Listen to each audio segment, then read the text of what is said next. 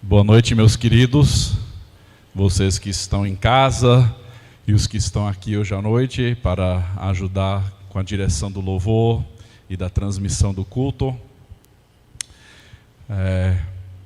Faz quase 3 meses desde a minha última pregação e eu confesso que eu estou um pouquinho nervoso porque fisicamente tem sido 3 meses de grande luta. 10 semanas atrás, eu e minha família fomos diagnosticados com Covid e ficamos em casa os primeiros dias, mas rapidamente a doença evoluiu para uma condição bem grave para mim. Eu acabei sendo internado na UTI, lá na Unimed, onde eu fiquei quase 2 semanas, e eu já estou em casa agora faz 8 semanas, né? 7 semanas. E ainda estou sofrendo algumas sequelas dessa doença. Mas hoje à noite, em vez de fazer uma pregação expositiva, eu quero compartilhar mais ou menos um testemunho das lições que o Senhor tem me ensinado ao longo desse processo.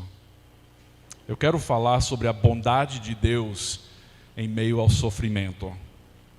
Todos nós sofremos, todo ser humano sofre, é uma condição de vivermos num mundo quebrado, num mundo depois da queda humana, depois do pecado ter infiltrado cada aspecto da humanidade.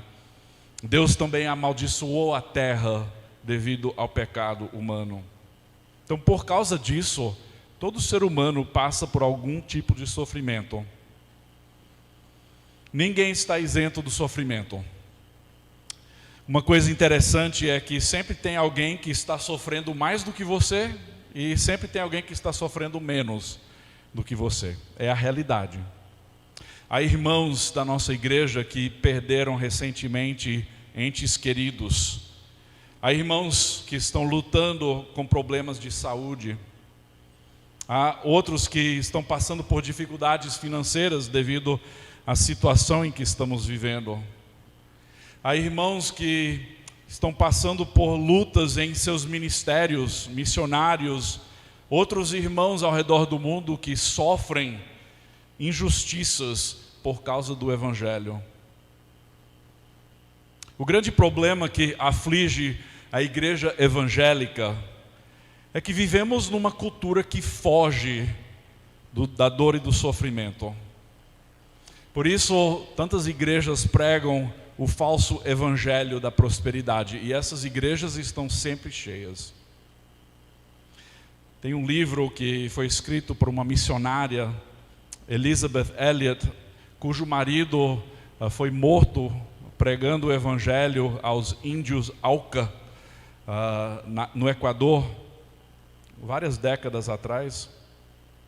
Elizabeth Elliot escreveu um livro, você pode encontrar na editora Fiel, chamado O Sofrimento Nunca é em Vão.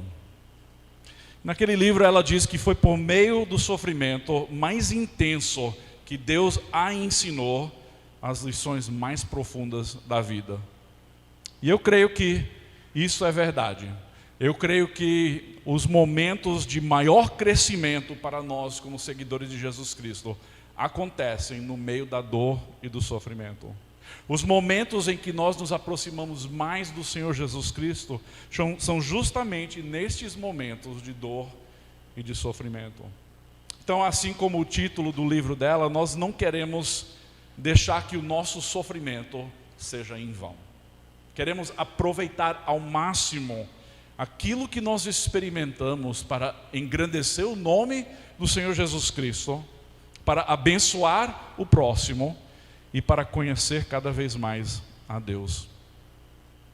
Muitos anos atrás, mais de 10 anos atrás, na verdade, eu passei por uma doença bem diferente, mas uma doença que durou vários meses. E uma mulher que estava orando por mim me mandou um artigo de uma revista evangélica. E ela anotou embaixo que o artigo fez ela pensar da minha condição. O artigo falou de um pastor missionário, que eu conheço na verdade, um pastor missionário que trabalhava perto de Maceió. Acontece que após o culto num domingo à noite, 2 homens entraram armados na igreja e atiraram neste pastor a queima-roupa. Atiraram 3 vezes. Ele sobreviveu, mas ficou paralisado. Após muitas cirurgias e fisioterapia e tempo nos Estados Unidos, ele voltou ao Brasil e hoje ele está em São Paulo ainda servindo ao Senhor, mas numa cadeira de rodas. Eu fiquei um pouco constrangido o fato que ela leu esse artigo e pensou da minha situação quando esse irmão missionário tinha sofrido muito mais do que eu havia sofrido. Mas a coisa importante que eu aprendi é que não importa o nível do seu sofrimento, mas sim como você reage ao sofrimento. Vocês talvez já ouviram falar do exemplo do ovo e da batata, né? Se você colocar um ovo na água fervente, o que é que acontece com o ovo? Ela endurece. E a batata? Você coloca ela na água fervente, na mesma água, e o que acontece? Amolece. A água é a mesma, a água fervente é a mesma. E a lição que nós podemos tirar disso é que todos nós enfrentamos sofrimento no nível diferente. Mas como é que nós vamos reagir quando nós sofremos? Porque nós podemos ter corações amolecidos pelo sofrimento, ou nós podemos ter corações endurecidos. Sejam esses sofrimentos, doenças, morte de alguém que nós amamos, conflitos em relacionamentos, problemas financeiros, e a lista continua. A decisão é sua. Você vai sofrer. Eu vou sofrer. E se você ainda não sofreu muito nessa vida, porque você é novo, pode acreditar que você vai sofrer. Então eu tenho 5 lições hoje à noite que eu quero compartilhar. E muitos trechos bíblicos, mas 5 lições que eu quero compartilhar, que Deus me ensinou, ou que pelo menos trouxe à memória quando eu estava passando por essa doença, essa crise recentemente. Primeira lição, e a mais importante, é que todas as coisas acontecem para o nosso bem e para a glória de Deus. Todas as coisas acontecem para o nosso bem e para a glória de Deus. Os irmãos devem conhecer bem o trecho em Romanos capítulo 8, de versículo 28 a 30, onde lemos: sabemos que todas as coisas cooperam para o bem daqueles que amam a Deus, daqueles que são chamados segundo o seu propósito. Muita gente gosta de parar nesse versículo, né? Todas as coisas cooperam para o bem daqueles que amam a Deus. E as pessoas ficam empolgadas com essa promessa, dizendo: puxa, a minha vida vai ser boa, a minha vida só vai ser fartura, só vai ser sucesso e prosperidade, porque todas as coisas vão cooperar para o meu bem. Mas se você continuar no trecho, diz assim: pois aqueles que Deus de antemão conheceu, Ele também predestinou para serem conformes à imagem de seu Filho, a fim de que Ele seja o primogênito entre muitos irmãos. E aos que predestinou, a esses também chamou. E aos que chamou, a esses também justificou. E aos que justificou, a esses também glorificou. O que muitos perdem ou pulam por cima é essa frase, que Ele também predestinou para serem conformes à imagem do seu Filho. Essa transformação de caráter que vem de dentro para fora, onde nós passamos cada vez mais a nos parecermos com Jesus Cristo, o Filho de Deus, esse processo é um processo doloroso. Não é um processo fácil. Vai ser muito sofrimento, tribulações. Inclusive, Jesus prometeu aos discípulos dele que eles seriam perseguidos assim como Jesus foi perseguido. Então, sim, todas as coisas cooperam para o bem daqueles que amam a Deus. Mas o momento que você está passando por sofrimento e tribulação vai cooperar para um bem maior do que você entende naquele momento. Muitas vezes nós nem sequer sabemos qual é o propósito maior de Deus naquela situação. Mas uma coisa é certa: todas as coisas cooperam para o nosso bem e para a glória de Deus. John Piper, ele escreve: se não fosse por lágrimas, a alma jamais teria um arco-íris. Se não fosse por lágrimas, a alma jamais teria um arco-íris.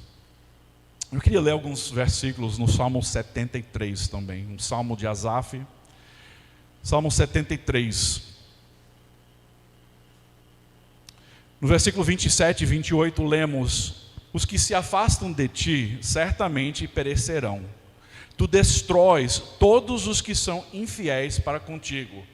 Quanto a mim, bom é estar perto de Deus. Faço do Senhor o meu refúgio, para proclamar todas as suas obras. Antes de Asaf chegar nessa conclusão de ser bom estar perto de Deus e de fazer de Deus o refúgio dele para proclamar as obras de Deus, os versículos anteriores, começando logo no início do Salmo, são um lamento. O lamento de Asaf é parecido com o nosso lamento muitas vezes. Qual foi o problema de Asaf? Ele se deparou com a prosperidade dos maus que estavam ao seu redor. E ele começou a reclamar. Ele estava observando as experiências das pessoas ao seu redor e vendo pessoas prosperando enquanto ele sofria. E para ele, isso foi extremamente doloroso. E ele até chegou a confessar que ele estava cheio de inveja devido a essa circunstância. Ele ficou revoltado. Mas a razão é porque ele estava olhando para essas experiências através de uma lente humana. Ele ficou revoltado com a riqueza e a aparente prosperidade dos inimigos de Deus, enquanto ele mesmo passava por tempos difíceis. Mas tudo mudou. Se você ler o Salmo inteiro, tudo mudou. A partir do versículo 17, ele diz que tudo mudou quando ele entrou no santuário de Deus. Quando ele saiu em busca de Deus, buscando a face de Deus. E o que aconteceu? Deus mudou a sua perspectiva de um ponto de vista humano para um ponto de vista divino. Deus mudou a sua perspectiva de uma perspectiva temporal para uma perspectiva eterna. Ele reconheceu qual seria o destino eterno dos maus. Ele disse: tu destróis todos os que são infiéis para contigo. Ele reconheceu que o destino daqueles que não conhecem a Deus é um destino de julgamento, de juízo, de castigo eterno.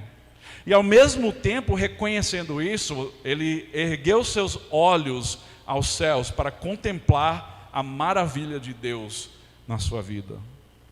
Ouçam as palavras um pouquinho antes, nos versículos 25 e 26, ainda no Salmo 73. Ele disse: quem tenho no céu além de ti? E quem poderia eu querer na terra além de ti? Ainda que a minha carne e o meu coração desfaleçam, Deus é a fortaleza do meu coração e a minha herança para sempre. Uma mudança de perspectiva radical. Antes, ele estava invejoso daqueles que estavam prosperando, dos maus que estavam prosperando. E agora ele chega à conclusão que Deus é tudo que ele precisa. Não importa o que os outros estão experimentando, o que importa é que eu tenho a Deus. Eu não preciso de mais nada. Ainda que o meu coração desfalece, ainda que a minha carne desfalece, ainda que eu esteja lutando com doença, com algum problema na minha vida, eu posso recorrer a Deus sabendo que Ele é tudo que eu preciso. Ele é a minha herança para sempre. Vocês devem conhecer bem a história de Jó no Antigo Testamento. Jó sofreu mais do que qualquer um de nós. Perdeu seus filhos, perdeu tudo que tinha. E enquanto Jó nunca viu a razão do seu sofrimento, ele viu a Deus e isso foi o suficiente. Ele viu a Deus e isso foi o suficiente. Então a primeira lição que eu aprendi é que todas as coisas acontecem para o nosso bem e para a glória de Deus. A segunda lição é que o sofrimento me fez avaliar o que é realmente importante na vida. O sofrimento tem uma maneira muito interessante de nos fazer parar e avaliar as nossas vidas em todos os aspectos. O tempo que nós gastamos, os relacionamentos em nossas vidas, o nosso serviço para o Senhor. Nós contemplamos tudo quando nós estamos passando pelo sofrimento. E tem um trecho em Romanos, capítulo 5, versículos de 1 a 4, que ressaltam quais são as coisas mais importantes para nós que conhecemos a Jesus Cristo. Romanos 5, versículos de 1 a 4 diz assim: justificados, pois, mediante a fé, temos paz com Deus, por meio do nosso Senhor Jesus Cristo, pelo qual obtivemos também acesso pela fé a esta graça na qual estamos firmes. E nos gloriamos na esperança da glória de Deus. E não somente isso, mas também nos gloriamos nas tribulações. Por quê? Sabendo que a tribulação produz perseverança. A perseverança produz experiência. E a experiência produz esperança. Ora, a esperança não nos deixa decepcionados, porque o amor de Deus é derramado em nossos corações pelo Espírito Santo que nos foi dado. O que então eu quero dizer com isso? Que o trecho nos mostra o que é realmente importante. Nos mostra que, em primeiro lugar, nós somos justificados. Deus nos declarou justos. Nós que estávamos condenados a uma eternidade separada de Deus, nós que vivíamos em pecado, assim que nós recebemos Jesus Cristo como Salvador, nós somos declarados justos. Isso muda tudo, não somente agora, mas eternamente. Por quê?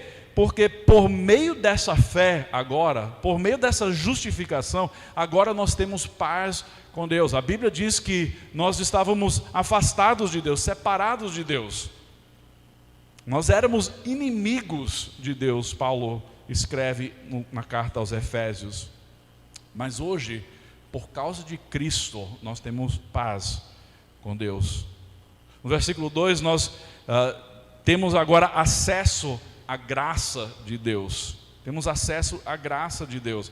Não porque nós merecemos, porque nós lemos em Efésios capítulo 2 que não é por obras que nós somos salvos, é pela graça, por meio da fé. Deus nos salva não pelo que nós fazemos, mas inteiramente pelo que Cristo fez em nosso favor. Então, por causa disso, hoje nós temos acesso à graça de Deus. E não é somente a graça de nos conceder vida eterna, mas é a graça de nos sustentar em meio a qualquer circunstância dessa vida.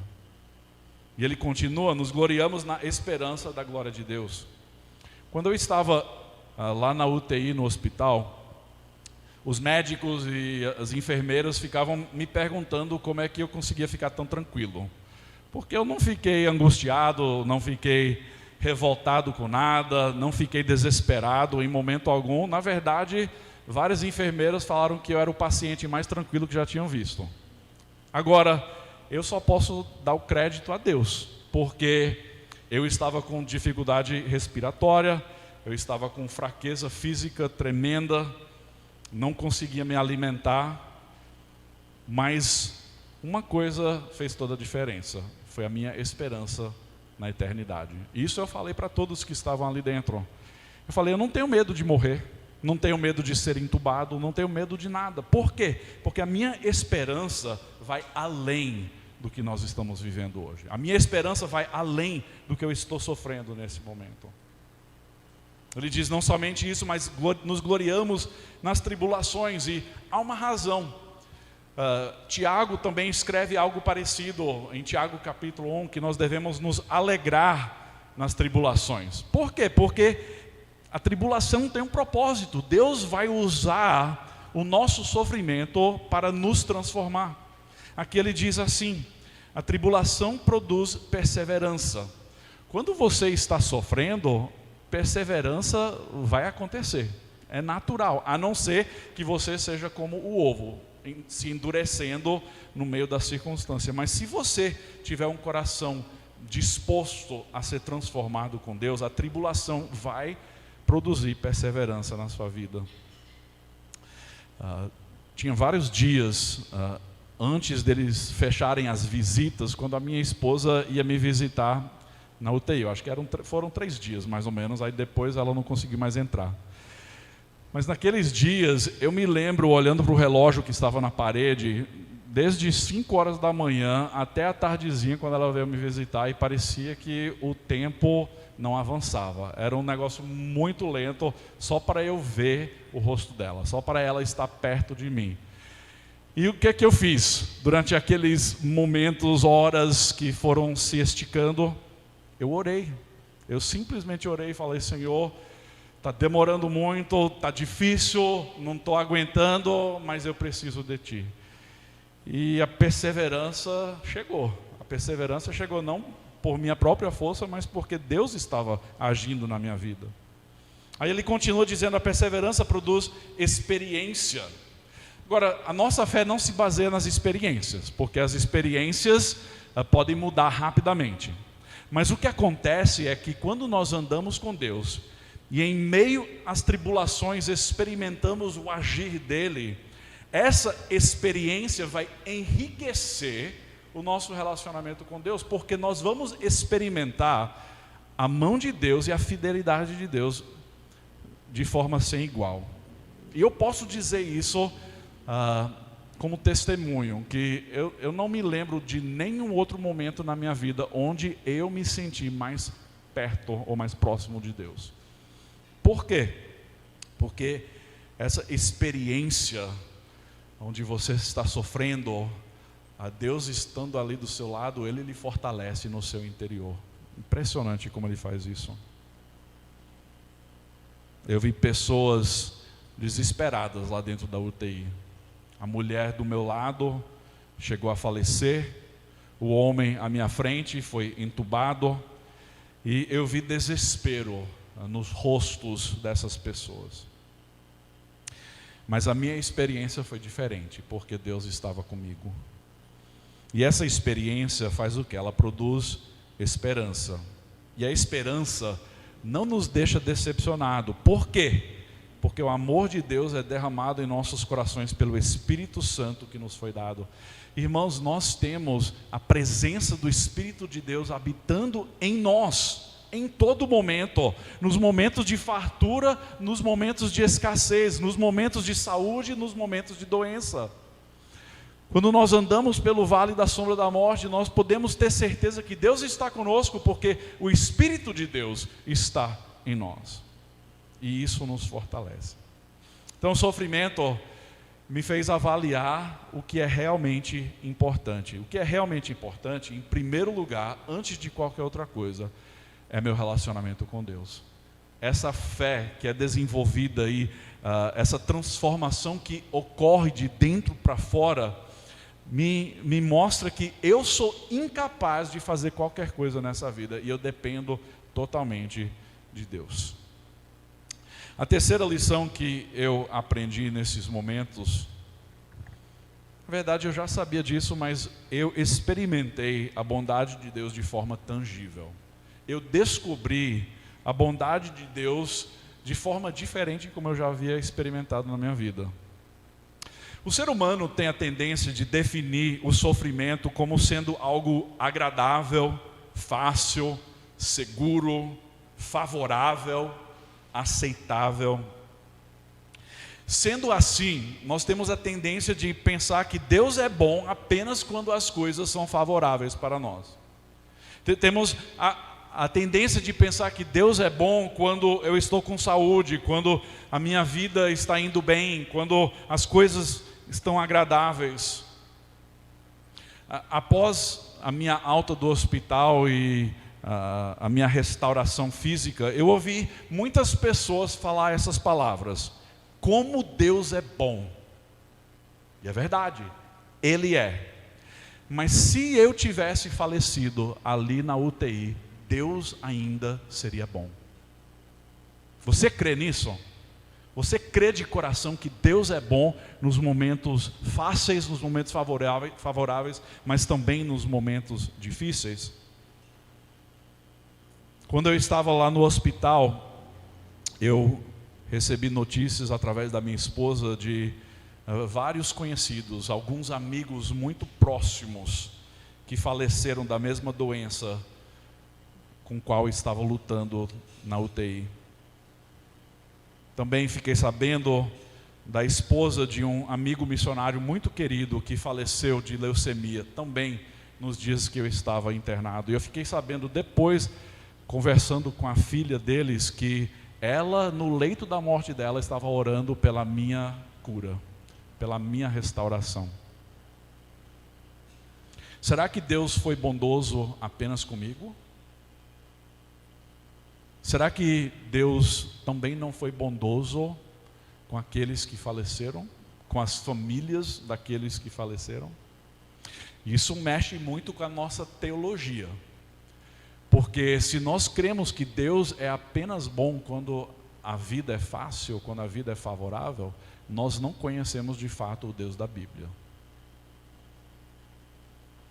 Deus é sempre bom. Tudo o que Deus faz é bom.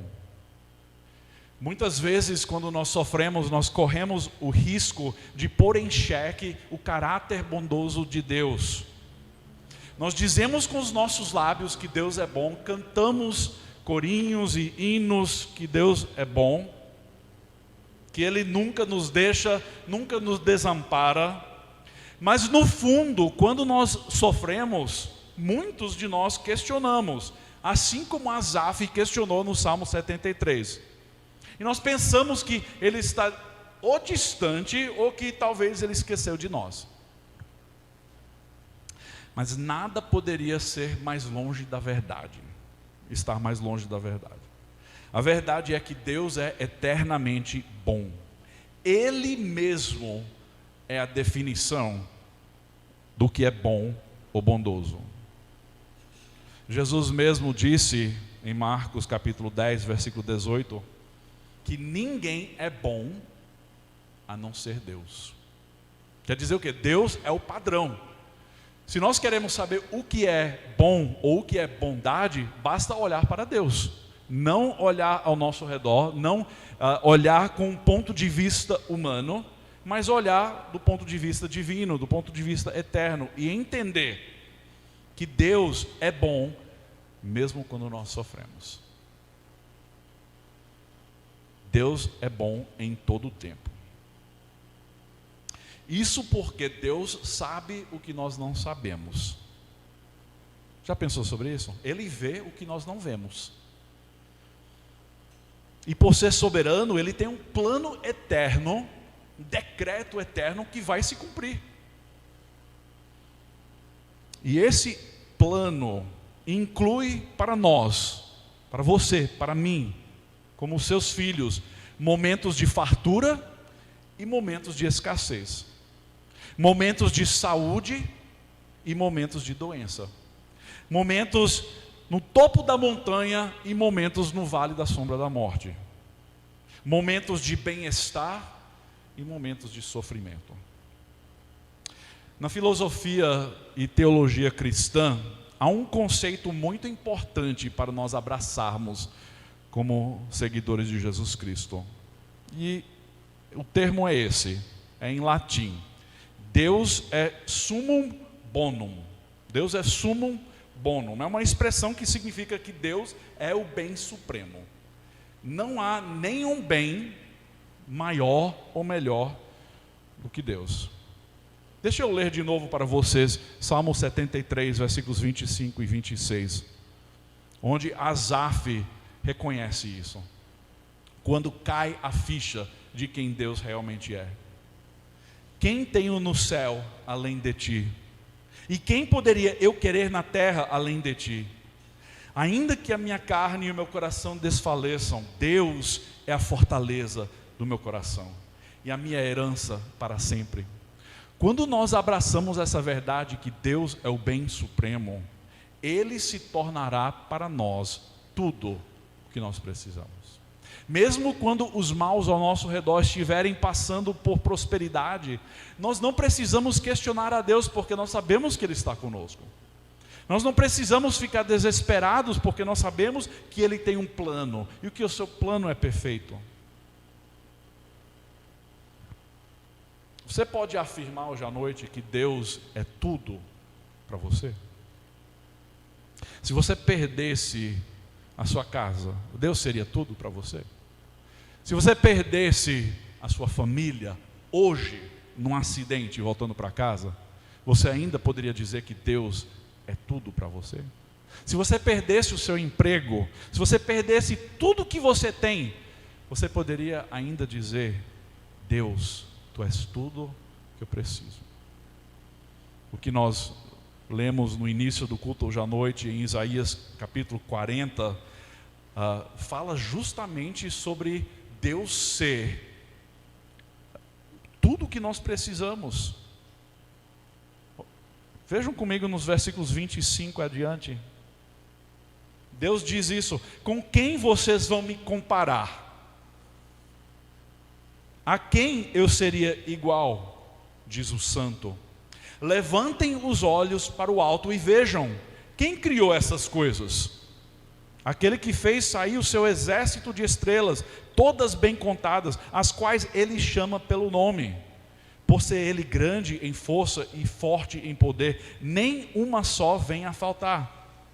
Por que então você diz, ó Jacó, e você fala, ó Israel, o meu caminho está encoberto ao Senhor, e o meu direito passa despercebido ao meu Deus?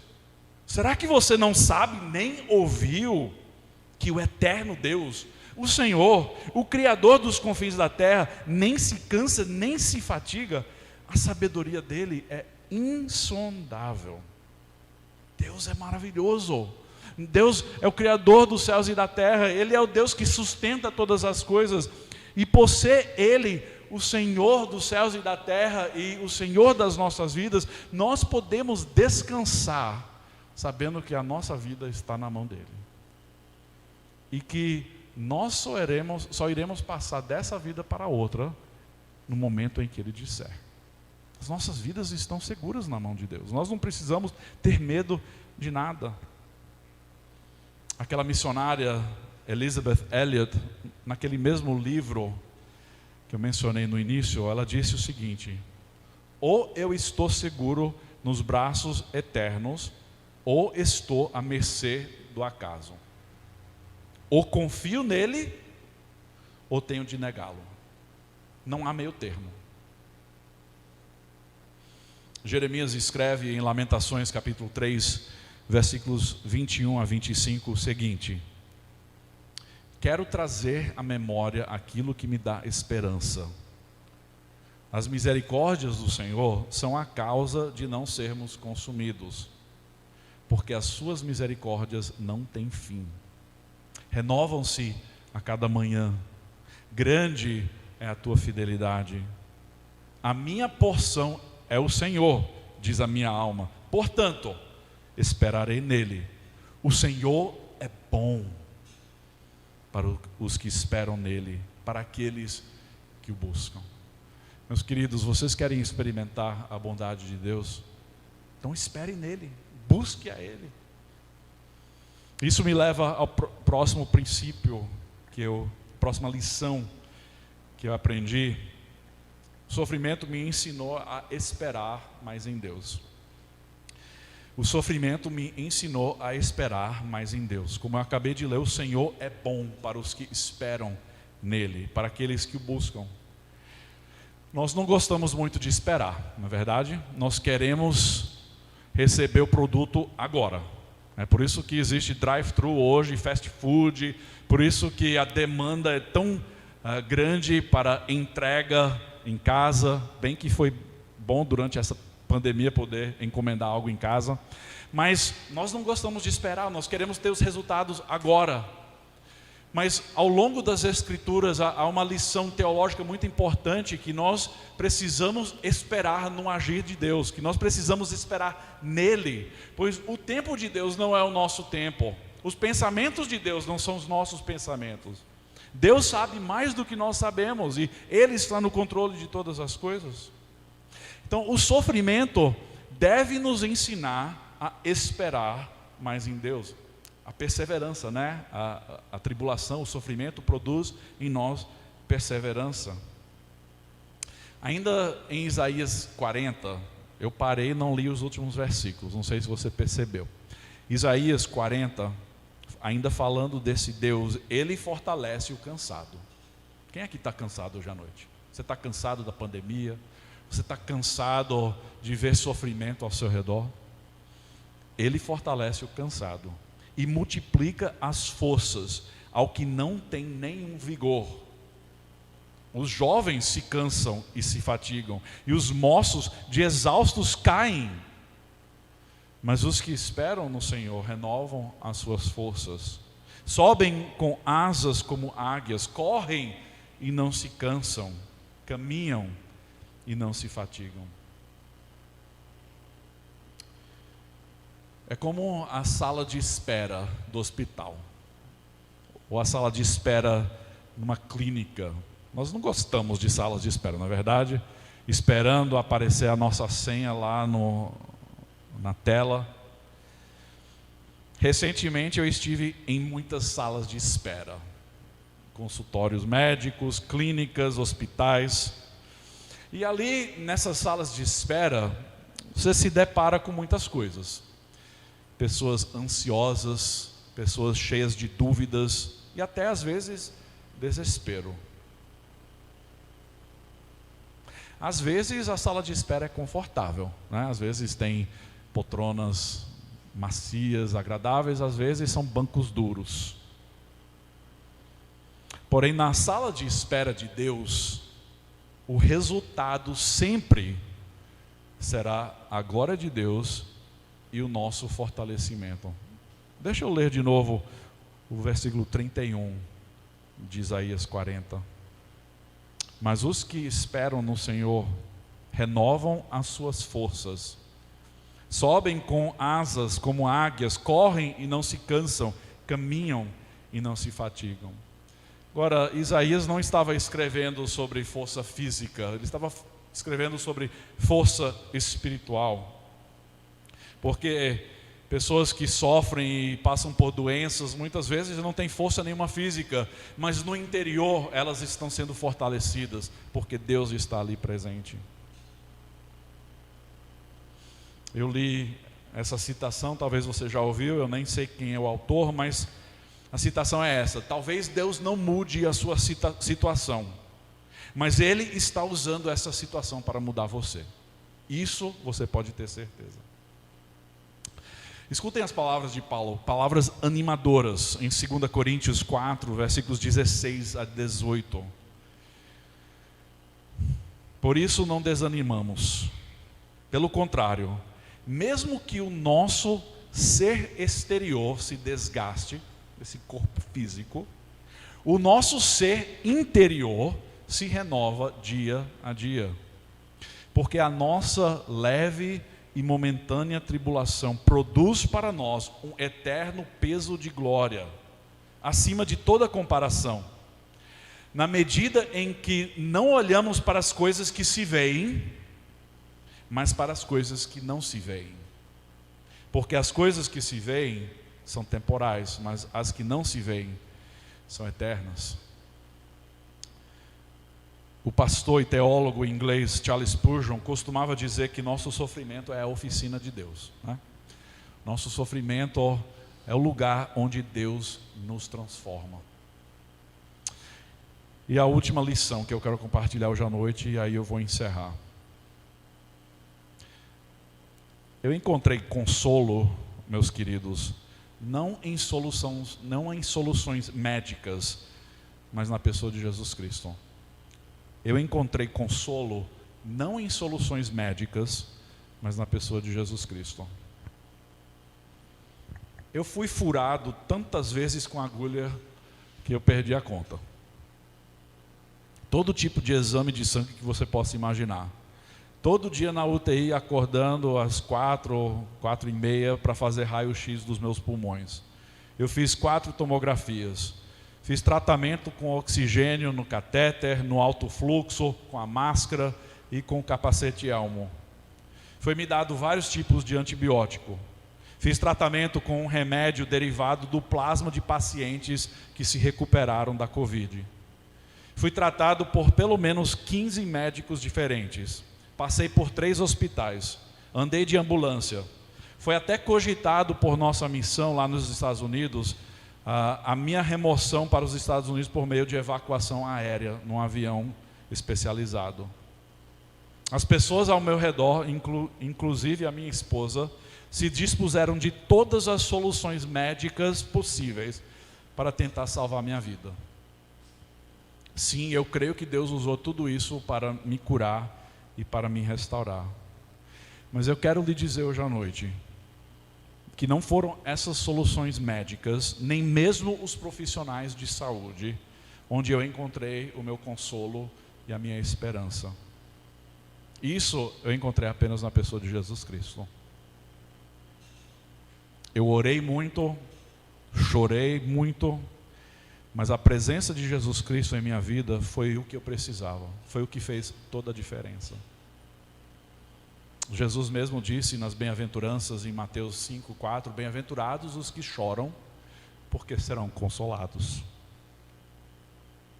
Eu fui lembrado distintamente que Jesus é meu Salvador, que Jesus é meu Senhor, que Jesus é minha luz, que Jesus é minha paz, que Jesus é meu libertador, que Jesus é o meu bom pastor, Jesus é a minha água viva, Jesus é meu pão da vida. Meus queridos, Jesus é tudo para mim. E eu espero que você conheça esse mesmo Jesus da mesma forma. Eu compartilhei hoje no grupo do WhatsApp da igreja um livro digital chamado Cristo e Coronavírus, escrito por John Piper. E ele escreve o seguinte naquele livro: o que Deus está fazendo através do coronavírus é nos mostrar graficamente, dolorosamente, que nada neste mundo oferece a segurança e satisfação que encontramos na grandeza e dignidade infinita de Jesus. Essa pandemia global toma a nossa liberdade de locomoção, as nossas atividades comerciais e as nossas relações face a face. Isso tira a nossa segurança e o nosso conforto. E em última instância, pode até tirar a nossa vida. A razão pela qual Deus nos expõe a tais perdas é nos instigar a confiar em Cristo. Eu creio plenamente nisso. Você se lembra das palavras de Jesus Cristo? Venham a mim todos os que estão cansados e sobrecarregados, e eu lhes darei descanso. Tomem sobre vocês o meu jugo e aprendam de mim, pois sou manso e humilde de coração, e vocês encontrarão descanso para as suas almas, pois o meu jugo é suave e o meu fardo é leve. Eu confesso que Deus não me deu uma lista de resposta para todas as minhas perguntas e dúvidas. Eu ainda não entendo muita coisa. Eu ainda não sei como é que Ele me permitiu sobreviver, enquanto alguns queridos pastores, irmãos, perderam suas vidas. Eu não sei todas as respostas, mas uma coisa eu sei: Deus me dá a sua própria presença. E isso basta. Deus permite o sofrimento a fim de que eu veja mais a Ele e menos de mim. Deus usa o sofrimento a fim de que nada venha entre eu e Ele. A verdade é que você pode aguentar e até superar qualquer sofrimento nessa vida, quando os seus olhos estão fitos em Jesus Cristo, o autor e consumador da nossa fé. Vamos orar.